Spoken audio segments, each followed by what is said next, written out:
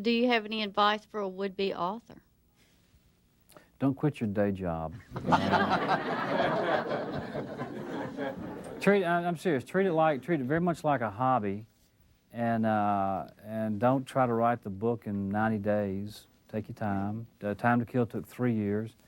Firm took 2 years, and those by far the longest periods of time it took me to finish a book.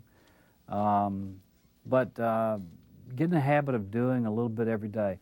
I would have never finished The Time to Kill had I not sort of secretly adopted a strategy of making myself do at least 1 page a day. If you do a page a day, in the course of a year, you've just about finished a novel. And a year is not a very long period of time for writers. Why, though, really did you start? I mean, what was the bug? What made you pick up? I had a story. My motives were pure. It wasn't money. I had a story. I thought was a great courtroom drama based on something I'd seen in court one day.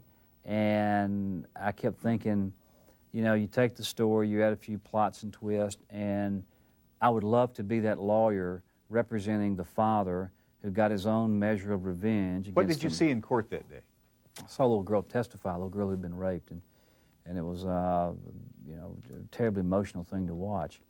And I remember thinking, if that was my daughter, it'd be hard not to do something. And I still feel that way. And then I thought, well, what if the father did that, and what if I was his lawyer, and what if that same jury sitting over there was going to pass judgment on my client, and they're all parents, and they'd love to do what my client did to a rapist, you know?